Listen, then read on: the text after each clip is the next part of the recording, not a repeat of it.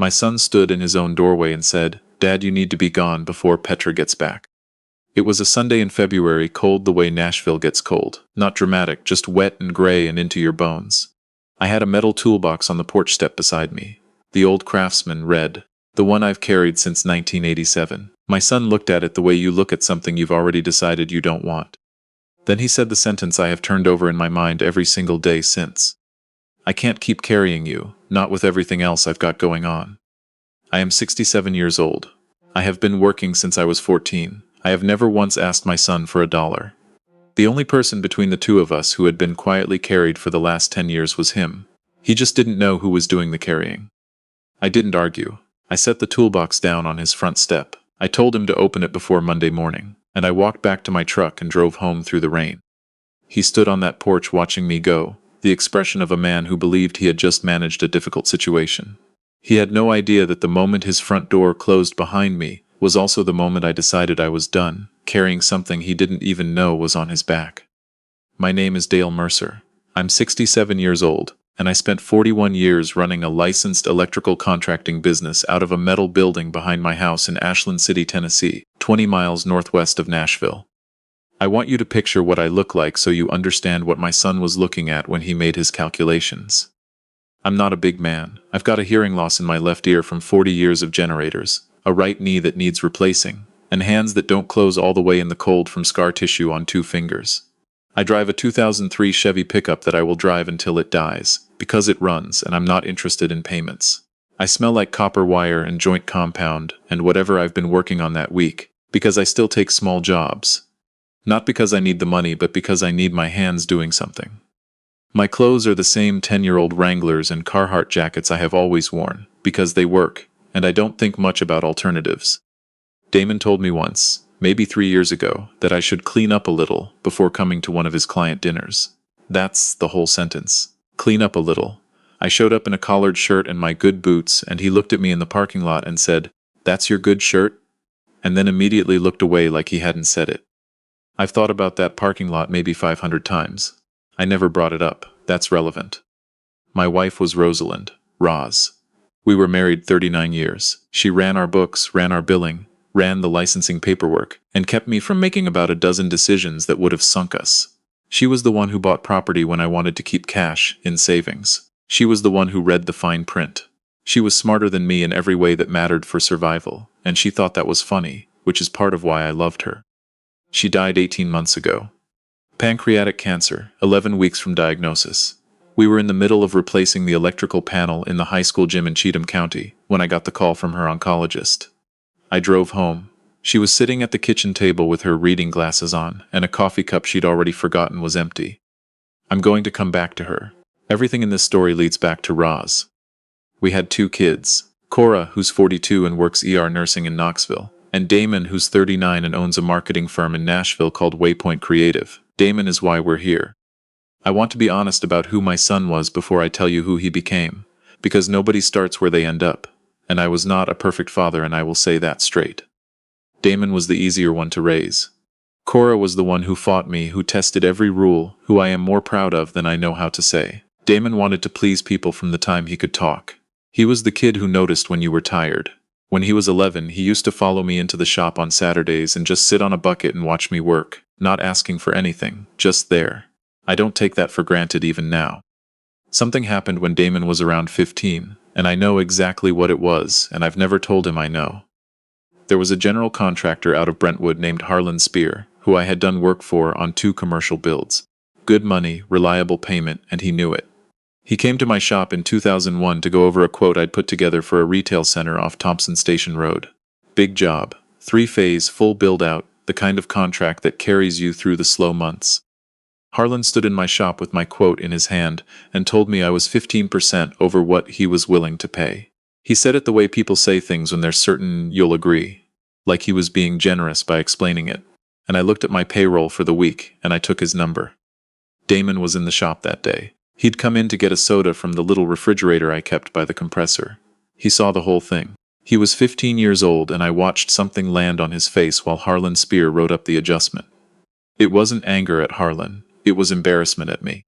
I told myself I'd explain it later. I never did. He went to UT Knoxville for business, Stayed in Nashville after. Built Waypoint Creative from a one-man operation in his apartment into a 12-person shop. Brand strategy, identity work, marketing for mid-size companies. He's genuinely good at it. I've seen his work and I'm not saying that because he's my son. Here's the part you need to appreciate. Waypoint's specialty is what Damon calls authentic brand narrative. His agency helps companies tell stories about where they came from, their roots, the real people behind the product. He charges a lot for it. My son sells authenticity to companies that don't have any. He has never once used his father's business in a pitch. 41 years of licensed work, a 3-generation trade, his grandfather's tools still hanging in my shop. Never mentioned it. It didn't occur to him that it was worth anything. Now, the money. In 2013, Damon's agency was in trouble. He'd taken a lease he couldn't quite sustain on Charlotte Avenue in the nation's neighborhood of Nashville, hired ahead of his revenue, and lost 2 anchor clients back to back. He came to Ashland City in October and sat at our kitchen table and used the phrase cash flow issue 4 times while Roz poured coffee and waited. She finally asked him the number. He told her. She wrote it on a legal pad. What she did next is the center of this whole story, so I'm going to tell it carefully. She did not offer to give him money. She said, "What's the address on Charlotte?" He told her. And Roz looked at me across that kitchen table, and I looked at her, and 39 years of being married to someone does a thing where you don't need to say it out loud. That block on Charlotte Avenue was about to be worth significantly more than it was in 2013. Nashville was already changing. The restaurants were moving in, the young professionals were following, and the commercial real estate hadn't caught up yet. We'd sold 2 acres of land near Pegram that spring, and had cash sitting in savings at rates that made no sense. We bought the building. Not for Damon. I want to be precise about this, because it's the part that made everything complicated. We bought it as an investment, at the bottom, because the neighborhood was going to come up and anybody paying attention could see it. Then we set up an LLC called Copper Ridge Holdings. Copper Ridge is the road I grew up on in Humphreys County. Leased the 2nd floor to Waypoint Creative at what was, in 2013, a fair market rate, and then we never raised it. 10 years. That block on Charlotte Avenue went from a tire shop and a salvage yard to 4 restaurants, a coffee roaster, a boutique hotel, and a climbing gym. Rents in that corridor went up over 200%.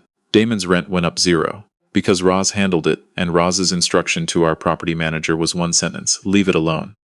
I ran the numbers with my accountant 2 years ago out of curiosity. Over 10 years, the difference between what Damon paid and what that floor was worth came to roughly $680,000. $680,000 quietly handed to a man who had been telling relatives for the better part of 3 years that he was, quote, basically supporting my dad since mom got sick. He didn't know. That was the design. That was exactly what Roz intended. She sat in that kitchen in 2013 and said the thing I haven't stopped thinking about since. Dale, if we tell him, he'll never believe he built it himself. Let him have that. He needs to believe he earned it. She was protecting him. She loved him, and she was trying to protect him from the version of himself that got humiliated in my shop when he was 15. I've come to think it was the wrong call. Not cruel, not malicious, wrong. The way a wiring job can be done with good intentions and still not be up to code. It'll hold for years, and then one day it won't. Roz died in August 18 months ago. The first month, Damon drove out 3 weekends in a row. He helped me clear some things out of her office. He fixed a section of fence on the south end of the property I didn't ask him to fix, and did it badly, and I thanked him anyway. Then it started. It started so small I would have laughed if you'd flagged it. 2 months after the funeral, he said, "Dad, we should probably think about your long-term plan." 3 months. "Dad, are you actually doing okay out there by yourself?" 6 months. "I can't restructure my whole schedule around you being isolated." I hadn't asked him for a single thing. Not once. I drove to Nashville to see the grandkids. Miles, who's 13 and the kind of quiet kid who notices everything. And Ivy, who's 8 and has no volume control, and I mean that as a compliment. Every time I came, I brought something from my shop, a birdhouse or a lamp I'd rewired, something made with my hands. Every time I stayed under 2 hours and drove myself home. But somewhere in there, Damon built a picture of me, a widower losing his grip. A man on a fixed income who needed monitoring. And once you build a picture of somebody, every single thing they do gets filed under it.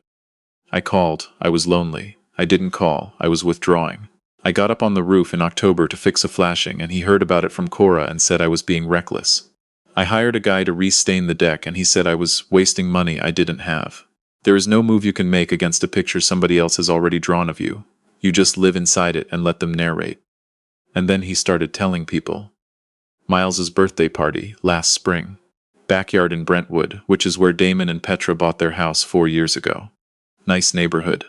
The kind of neighborhood where the neighbors all have the same 3 types of SUVs. And someone is always pressure washing something. I went upstairs to use the bathroom because the downstairs one had a line. I came out and stood at the top of the stairs for a second, and my son was on the patio below with 2 men I didn't know, and I heard him say, and I want to give you this word for word. Honestly, between the house out in Ashland City and everything else, I'm basically running 2 households right now. I stood at the top of those stairs and I did not move.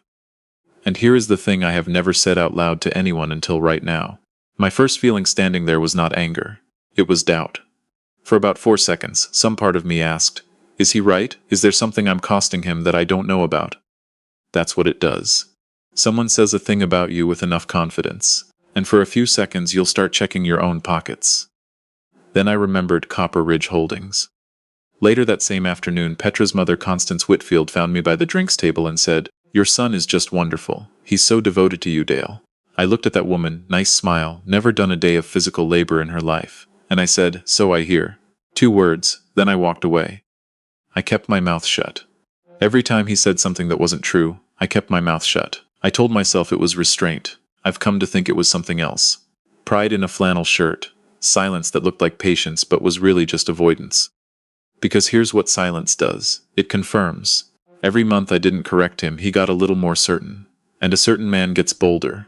By the 2nd year, I don't think he was performing anymore. I think he had actually come to believe it. Which brings me to September. I was in Nashville to sign some paperwork with my attorney, Stan Aldridge, who keeps an office off West End Avenue. I stopped by Damon's house to drop off a lamp I'd rebuilt for Miles. He'd admired one like it at my shop, so I made him one. Damon was in his home office with the door half open. He didn't hear me come in, and I heard him say to someone on the phone, "Look, the property in Ashland City is the real asset here. He's not going to want to manage it much longer, and honestly, I'm not sure he's tracking the way he was before Mom died." I set the lamp down on the entry table, and I walked out. I drove 51 miles back to Ashland City without turning on the radio. When I got home, I went into the shop and I started pulling wire on a panel job I'd been putting off, because when I'm angry I need my hands doing something precise. I worked for 2 hours. My hands shook for the first 40 minutes of it. Let me tell you something about electrical work, because it's the only technical thing I'm going to say in this story. And everything after it runs on this principle. A loose connection doesn't fail right away. It builds resistance. Resistance generates heat. That heat lives inside your wall for months, sometimes years, before anything shows on the outside. By the time you smell smoke, the damage is already 12 inches in either direction from where you're looking. So the rule is, you don't patch at the visible point. You open the wall, you pull the run back, you find where it actually started, and you replace what you find, not just what you can see. The second rule, the one people skip. You don't use the same tool on a live wire that you used on a compromised one without testing it first. Because a contaminated tool doesn't just fail to fix the problem. It spreads it. You go down the line thinking you're doing surgery, and you're actually the thing making it worse. I taught Damon that when he was 12 years old in this shop. He can quote it back to me. I called Stan Aldridge the next morning. What I learned over the following 2 weeks I'll give you quickly, because paperwork is paperwork. 1. Waypoint Creative's lease at the Charlotte Avenue building was in its final option period, expiring at the end of October. Under the terms, renewal required written notice from the landlord, Copper Ridge Holdings, 30 days out. If that notice didn't arrive, the tenancy rolled to month at current market rate, which as of this year was roughly 2.8 times what Damon was paying. 2. Waypoint Creative had never once in 10 years posted a profit that exceeded the rent subsidy. Not 1 year. Stan put the 2 columns side by side on 1 page. Every year Damon showed a margin. That margin was smaller than the gap between what he paid and what the space was worth. There was no company, not really. There was a talented man in a building his mother bought him, and the columns had never actually been separate things. 3. Damon had, in July, requested a title history on my property in Ashland City from the Cheatham County Register of Deeds, which is public record, anyone can pull it. But you don't pull a title history on your father's house in July for no reason. Stan said, "Dale, do you want my opinion?" I said, "What is it?" He said, "He's building a file." That was a Wednesday. On Thursday, my daughter Cora called me from Knoxville. Cora doesn't do preamble. She said, Damon called me, he wants me to get on board with something. I said, tell me, she said. He's talking about durable power of attorney. He's using the phrase cognitive decline. He mentioned that you've been making unexplained financial decisions, and he brought up the Pegram land sale from 2013. I was standing in the same kitchen where Roz wrote a number on a legal pad 12 years ago. I said, what did you tell him? Cora said, I told him if he files anything like that, I will show up personally and read every document out loud in whatever room he happens to be standing in. Here's what I want you to understand, because it's the hinge of this whole story. Up until that phone call, I thought my son was scared. Scared of losing his business, scared of not being enough. Scared people do terrible things, and you can come back from scared. You can absolutely come back from scared, and I would have met him anywhere to help him do it. This was not scared. A scared man comes to his father. This was a man who, when faced with a choice between telling his wife the truth about their finances and moving to have his father declared legally incapacitated, had sat down and started drafting paperwork toward the second option. That's not a loose connection anymore. That's a compromised run. I called Stan. I said, send the non-renewal. He was quiet for a second. Then he said, Dale, you understand what this does to his cash flow. I said, Stan, his cash flow hasn't been real in 10 years. He just doesn't know that yet. Now, the toolbox. I drove to Brentwood on a Sunday, a week before the lease expired. Overcast and cold, one of those February Sundays where the sky is the color of concrete. I had the old Craftsman on the seat beside me. Red metal, 37 years old, one broken latch I've been meaning to fix since 2018. Inside it, a folder, and under the folder, something else. I'll get to it. My plan was not a confrontation. It was a conversation. I was going to sit down with my son, alone, and tell him everything. The building, the LLC, the 10 years, all of it. Then hand him what was under the folder. That was what I decided in the shop at 11 o'clock at night, pulling wire with my hands shaking. I never got the first sentence out. Their driveway had 2 cars in it I didn't recognize. Through the front window I could see Constance Whitfield on the sofa. Ivy was running circles around the living room. Miles was at the dining table, head down over something, hair in his face the way it always is. I knocked. Damon opened the door and I watched his face do the math in about 2 seconds. Eyes to my face, to my coat, to the toolbox, to my truck at the curb, back to my face. Every one of those was a data point going into a conclusion he'd reached 2 years ago. He said, Dad, not a greeting. The way you say something when you've already decided what it is.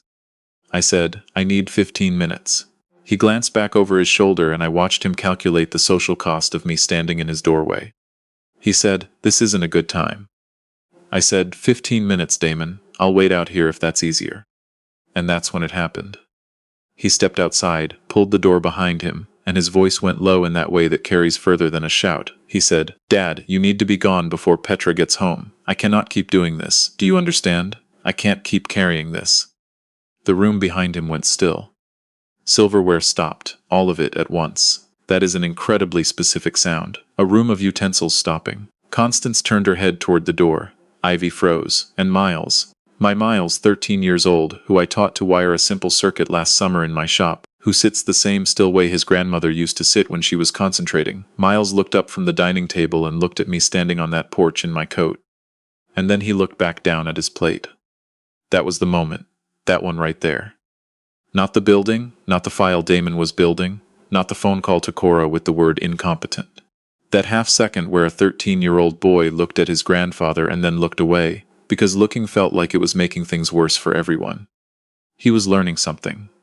Right there, in real time, with his dinner getting cold. He was learning that there's a category called burden, and that people get sorted into it, and that once someone is in it, you look away because looking is the kindest available thing. That's not a kind thing. That's a lesson. It goes in deep at 13 and stays, and it shapes how you see people for the rest of your life, including eventually yourself when you're the one standing on the porch. I have not fully forgiven that moment. I want to be honest. I have let go of a lot of what happened between my son and me. That particular 10 seconds I am still working on. Constance opened the door then, very gently, the voice of someone managing a situation, and said, Dale, they've got the kids tonight. Maybe another time would be better. As if I were a weather event they needed to route around. I said, I know. 2 of those kids are my grandchildren. Damon said quietly, Dad, please, not in front of Constance. And that was when I understood what the last 3 years had actually been about. He wasn't ashamed of my circumstances. He was ashamed of my circumstances in front of his mother-in-law. It's the same exact thing, the same disease, that got filed into him at age 15 watching Harlan Spear explain a lowball bid to his father with the patience of someone being kind to a slow child. Damon spent 25 years cutting that out of himself. He just cut out the wrong part. He took the tree instead of the branch. I didn't argue. I set the toolbox down on his porch step. I said, "It's yours, Damon. Open it before Monday." He said, "What?" I said it again. Same words, same speed. Then I walked down to my truck and drove home. In the mirror, I could see him standing on the porch in the cold, looking at a 37-year-old toolbox like he wasn't sure what it was. He didn't open it for 3 days. He read the folder Thursday morning. He called me at 7:42. I was already in the shop. He didn't say hello. Neither of us are hello people. He said, "Dad, what is Copper Ridge Holdings?" I said, "That's your mother." Long silence. Long enough that I checked the screen to see if the call had dropped. Then he said, in a voice I hadn't heard from him since he was maybe 20 years old, "How long?" I said, "October 2013. And my son, 39 years old, in his kitchen in Brentwood at 7:42 in the morning, made a sound on the phone I'm not going to describe. And then he said, "You let me," and stopped. "You let me tell people I was," and stopped again. Not "I told people, you let me." That was the first crack. Not remorse yet. Just the first place where the story he'd been telling didn't fit the ground anymore. I said, "Your mother wanted you to believe you'd built it yourself. That was her call and I went along with it, and I've come to think we were both wrong. So that's mine to carry too." He said, "The lease is up in 8 days. I said, "Yes." He said, "Dad, what are you doing?" I said, "I don't know yet. Come out Saturday. Bring Petra. Bring your books, all of them, not the presentation version." He said, "Why Petra?" I said, "Because you've been letting her believe something that isn't true for 3 years, and I'm not going to sit in a room with her and keep doing that for one more day." I hung up and went back to work. He didn't come Saturday. I want you to understand I had a road laid out, a real one. I'd already talked to Stan about a stepped rent schedule. 5 years up to market, a number Damon could actually build something real on. That was genuinely available to him. I wanted him to come out and put the honest books on the table and tell his wife the truth, and we'd have worked from there. Instead, Cora called me from Knoxville on Friday night. She said, "He called me again." I said, "Say it." She said, "Power of attorney. He wants me to co-sign a request for a capacity evaluation. He said Mom's death affected your judgment more than the family has dealt with." I was standing at the kitchen counter. Same counter where Roz stood every morning of our marriage. I said, "What did you tell him?" Cora said, "I told him if he files a single piece of paper with my name on it, I will show up wherever he is," and read it out loud to everyone in the room. What I did next was this. I called people, about 40 of them. I said I was doing the end-of-year shop walkthrough. I do one every fall. Roz started it. We'd bring in the guys who'd worked for us over the years, walk through the shop, eat lunch together. I invited Damon and Petra and Constance. I invited Cora. I invited my old foreman Bud Calloway, who's worked beside me for 22 years, 2 neighbors. And I invited Ivy and Miles, which some of you will have opinions about, and I'm prepared to hear them. Damon came because he thought I was going to back down. He told Petra in the car on the way out. She told me later that I always hated a scene, that I'd walk it back once people were in the room.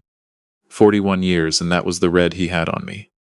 My shop is a 40 by 60 metal building behind the house with a concrete floor my father poured in 1979. It smells like machine oil and solder and old sawdust and something else I've never found the right word for.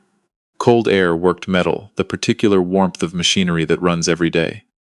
Best smell in the world to me has been since I was 8 years old watching my father in there. They came in around noon. Damon in a vest that still had the fold lines from the packaging. Petra in good boots. She always wears the right thing. Constance holding her coat closed like the shop was going to get on her. Ivy went straight for the pegboard wall of hand tools because she always goes for the interesting things first. Miles walked in and looked at everything carefully, the way he always does, the same way his grandmother used to look at a room she hadn't been in before. I let them find their places for a minute. Then I put down what I was working on, wiped my hands on my shop rag and said, "Thanks for coming out." Damon said, "Dad." I put my hand up. He stopped. I said, "I'm going to say this once, all the way through. Then anybody who has something to say can say it." And I told them all of it, standing on my concrete floor with my hands still carrying the smell of the morning's work. The kitchen table in 2013, Roz's legal pad, the address on Charlotte Avenue, Copper Ridge Holdings, 10 years, the number $680,000 in below-market rent. I watched that number move around the room like a dropped wrench. Constance's face, I'm going to be honest. I looked at Constance Whitfield's face when I said that number, and there was something in me for just a second that felt a mean satisfaction. I'm not proud of it.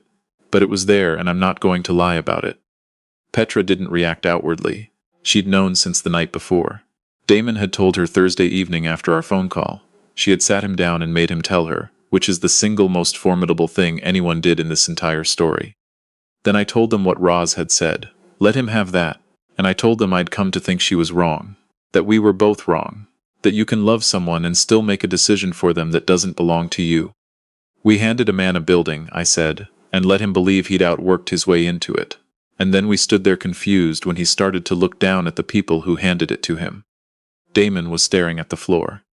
I said, 3 weeks ago I came to your house with something I needed to tell you. I was going to do it sitting down, alone, no audience. You put me off your porch in front of your kids. He said quietly, I was under a lot of pressure that night.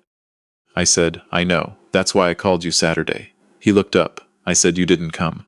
Do you want to tell everybody what you did instead, or do you want me to? The shop went quiet the way a shop goes quiet when the machines stop. That specific enormous silence of something that was running and now isn't. Cora said, from over by the shelving, I'll say it. Damon said, Cora. She said, he called me twice. He wanted to file power of attorney over your finances and get a capacity evaluation started. He used the words cognitive decline. Petra made a sound. And I watched my daughter-in-law turn and look at her husband. Not rage, not a scene. The face of a person doing fast, quiet arithmetic on a number she hadn't known was in the equation. Recalculating 11 years of somebody in about 4 seconds. Constance said, Damon, is that true? He didn't answer. He stood in my shop, in his fold-line vest, hands in his pockets, and he did not answer his mother-in-law's question. That was the answer. I looked at my son standing there and I saw him at 15 in this same building, watching a contractor from Brentwood talk to his father, with the patient tone of someone explaining something simple. I understood him, not forgave, not excused, understood. Because he wasn't wrong that the world does that. The world absolutely does that. It looks at men who work with their hands and it decides what they are. And it is patient about it, like the patience itself is a courtesy. Damon saw it happen and it burned itself into him. He spent his whole adult life building a version of himself that would never be on the receiving end of that look. The problem was, he'd built it entirely out of appearances, and when appearances are the whole structure, then anything that threatens the appearance is a threat to everything. Including your own father standing on a porch in February. That's not evil. I want to be careful about that word. It's a calculation error he made at 15 and never went back to check. He decided that because I chose to look a certain way, I was that way. And once you filed someone in that column, everything you do to manage them stops feeling like harm and starts feeling like reasonable action. I said, the non-renewal went out 3 weeks ago. The lease ends this month. I'm not taking your company. I own a building and I've decided to stop subsidizing it. That is all that's happened. Damon looked up. He said, you're going to kill everything I've built. I'd had 3 weeks to find the right sentence. So I'm going to give it to you exactly as I said it. Son, if my signature is the only thing holding it up, it was never really a company, it was an idea I was funding. He stepped toward me. Not physically, but his voice came up, and he said, you've been controlling my business for 10 years and I didn't even know it. I said, that's fair. That stopped him cold. I said, that's actually fair, Damon. You didn't consent to any of it.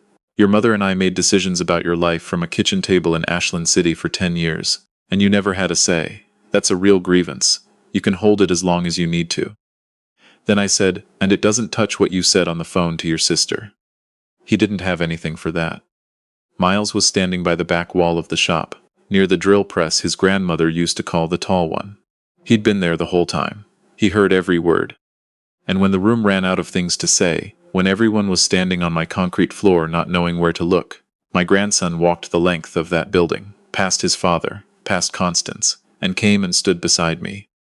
He didn't say anything. He's 13. He just came and stood there and put his hand on the corner of my workbench. That undid me more than any of the rest of it. Because that was the lesson getting walked back, right there, in front of everybody, by a kid who worked it out on his own and decided, in front of his father and his grandmother, and everyone watching, which side of the room he was standing on. I'll tell you what came after because I know how these stories usually go and I won't dress it up. Waypoint Creative didn't fold. Damon moved out of the Charlotte Avenue space in March into a smaller office in Germantown, cheaper and less impressive. He let 2 people go, which he told me about, and which I know cost him something real because one of them had been there 7 years. He renegotiated 3 client contracts from scratch. He sold one of the cars. The agency is still running. Smaller. Actually his. Petra stayed. That surprised people, including me. She told me over coffee in April at a diner on Gallatin Pike. I'm not leaving over money. I'm staying to see what he does now that there's no floor under him. Which is the clearest thing I have ever heard anyone say about a marriage. Constance Whitfield has not spoken to me since. I'll survive. Damon came out to Ashland City on a Saturday in May, alone in an old Nissan I'd never seen before and a shirt with a frayed collar. He pulled up in my driveway and said, "Can I come in the shop for a while?" Not can we talk, not can you forgive me, can I come in the shop? I said, "Get the spare pair of gloves off the hook by the door." We worked for about 3 hours, mostly without talking, and when we did talk he did most of it. Some of it belongs to him, and I'm not going to give you all of it. But one thing I'll give you exactly as he said it. Standing by his car at the end, he said, "The worst part isn't the money. The worst part is I don't know how much of what I've built is actually mine. I've never once run something without there being a floor under me I didn't know about. And now I don't know what I'm capable of." I said, "Nobody knows. You find out by doing the next 10 years with the floor gone." We shook hands at his car the way you shake hands after closing on equipment, which was, honestly, exactly right. Now, what was under the folder in the toolbox?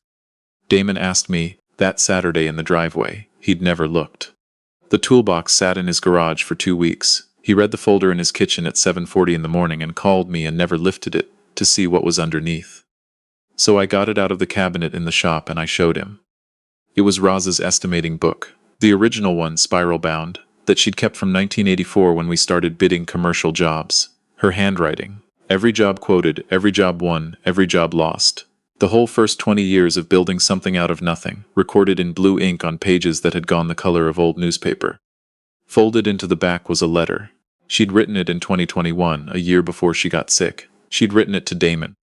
I'm not going to read you all of it because most of it is hers and his and private in the way that a thing between a mother and her son should be private. But one part she told me I could share if the time ever came. She wrote, "The building isn't what we gave you. The building is just a building. What we gave you was time. Time to fail small while we carried the big thing. We were wrong to do it the way we did it, but I need you to know the reason. Not because we thought you couldn't handle the truth, because we loved you more than we were wise about." Damon stood in my driveway with that letter in his hands and didn't say anything for a long time. Then he said, "She wrote this before she knew she was sick." I said, "About a year before."